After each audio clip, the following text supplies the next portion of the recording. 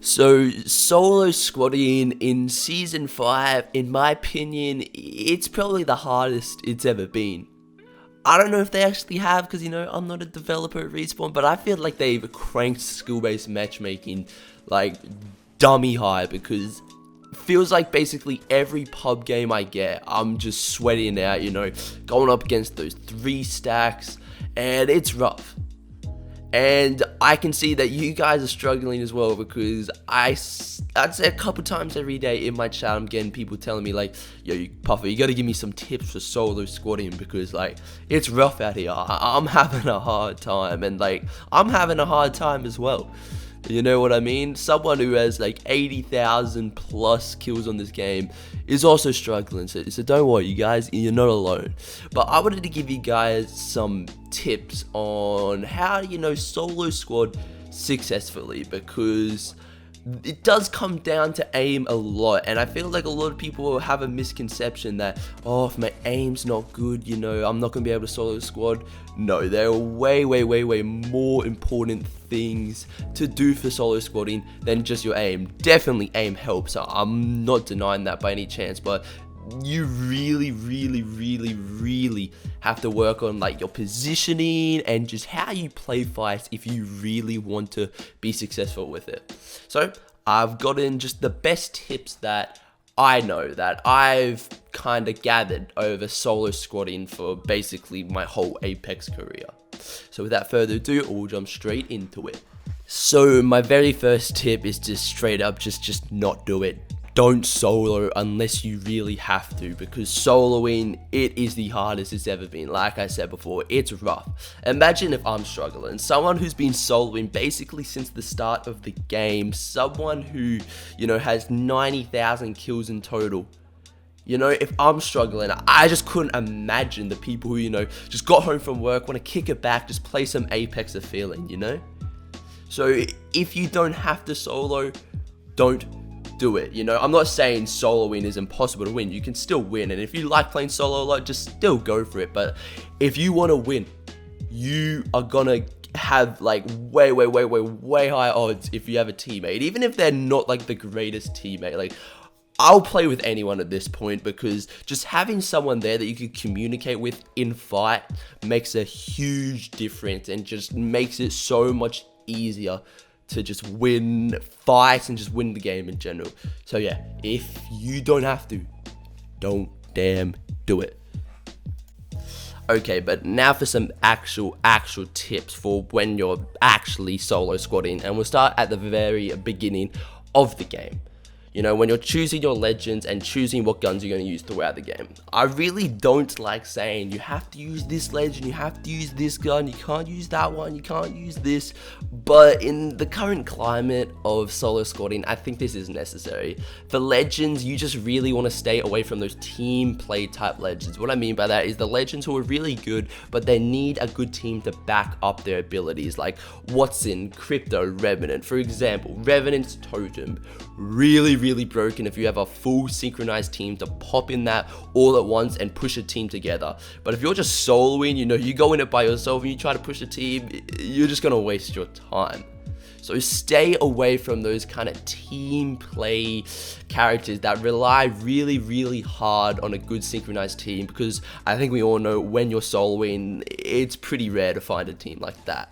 And for guns, I feel like most guns are good except for snipers. You do not want to be using snipers when you're solo squatting. That's why you never see me use snipers, because range fights in this game to begin with, they're kind of pointless, because the time to kill is so high that you have to put so much effort into it. And if you do end up knocking someone, they're so far away, they're just gonna get res. You're so much better off with like 2 close range guns, like an AR, SMG, AR shotgun, SMG shotgun, those type of vibes. So just stay away from the team play legends and stay away from snipers. So probably the thing I will always say when people ask me, how you got to solo squad, is I would say single people out. because singling people out in a solo squad fight is the most important thing to do, because I don't care who you are, you're not winning a fight when more than one person is shooting at you. It just doesn't happen unless the people are complete bots, and even then, a lot of the time, they just both have to hit you for like less than 100 each sometimes, which isn't that hard. So try and single your enemies out, and this is really easier said than done. You just gotta try, hit them with that movement. I'm not talking about like strafe movement, I'm like talking about kind of climbing around buildings, trying to find different angles to peek from, just getting damage on one person to put them out of the fight, so then, they're gonna back off and heal, and then you initiate a 1v1 with someone else on the team, get them low, get them out of the fight, and then just try get a knock somewhere. It's really hard to explain how to single people out, because it literally changes every single time, you're solo squatting. Every fight is different. The way the team plays, where you are, it's really easier said than done. The best way to really do it is to just go into the game and try it for yourself. Try figure out what works, what doesn't work in certain situations, and just, you really got to learn it yourself. There's no secret tip to how to single players out. Look at what I do, look at what really other good solo squatters do, and just kind of take notes off that. But there's really no general tip for singling people out that is going to work every time. It's really situational, and you got to really kind of learn it yourself. So something that I always try to do when I'm solo squatting is I try to get the enemies to, come into me, push me instead of me having to push them, because this just gives you so many advantages in a fight. If they, let's say you're holding a building and they have to run over to you, that is a huge opportunity to get free beams, especially if they're not 100% sure where you are. They know you're in the building, but you can still see them. You can just, peek out a window, quickly open a door, get free beams of someone trying to rotate onto you, and, you can get a knock, and boom, they're out of the fight. Another really good example of this is, let's say they pull up to your building, you hold roof. And then if they want to get to you, they have to climb up onto that roof. For them, it's going to be pretty hard to pinpoint where those footsteps are coming from, but you know exactly where they are. You're going to see exactly where they climb up, and when they get in that climb up animation, there's nothing they can do. Boom, free, easy beams. So try to get them to push you. One thing you'll see me do a lot is I actually bait my enemies. If I get some stubborn enemies that aren't going to push me, I'll pretend to fight. I'll like shoot my guns to, kind of get them excited. Be like, oh, let's go third party this, boys. Or I'll just keep running until, they're like, okay, we're chasing this guy. But try to get them to, push you instead of you having to push them. Okay, but let's say that, you want to pull up onto someone because, maybe they don't know you're there. You're going to get the jump on them, good push, or maybe they're just being super stubborn, they're not pushing you, and you're like me, you just can't be bothered waiting, you just want to get into that. So how are you going to do that? And the way I always do this is I kind of look at where I am and kind of run through the scenarios of how I'm going to push this team. I'll put this photo up on screen now. So let's say there is a team, an enemy team in this little like broken building area, and you're coming from this beehive. You want to push them, you want to get up in their face, but there's a bit of an issue. If you just pull up onto their face and you're like right there, you're in the midst of it, and let's say worst comes to worst, you get one shot, you need a dip, where are you gonna go? You're not going to be able to do anything. You're going to be stuck there, and you're probably going to die. So think about it. Think of like every single place you could push from. Look at your areas, and you might realize, hey, there's a good little high ground bit up here. I could go up here and have high ground over there. Maybe try to get a beam before I just go straight up into them. And even if, let's say, they turn around, fucking 180, headshot me with like a longbow or something, and I'm one shot, I can still back up and heal because, I'm on high ground. It's going to take a while for them to get to me. So just run through the scenarios and realize, if this goes bad, if this turns south and I'm one shot, am I going to be able to get out of the position I'm currently in? So always keep that in mind when you're solo squatting.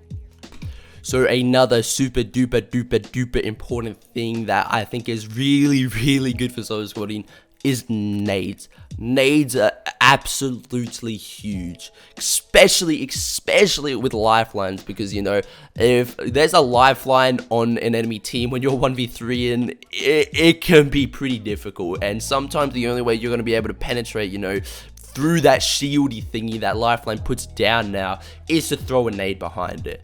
Nades are huge. They can just get enemies off the advantage position. Like if they're on the roof, you can do the ASU thing where you throw it straight up and hit them like basically mid-air. It's like you cook the grenade, they don't even have time to react. Even just a couple arc stars can pressure a team enough to make them kind of run away, and then you kind of take back the lead of the fight. You take back the overall advantage of the fight. So just always stack nades. They are super duper important. I think like 2 nades, like the grenades and maybe a thermite, should always try to be in your inventory. So another really good thing to do, and this is especially important if you're more of a you know, lower tier or just average player, is still sticking with your team.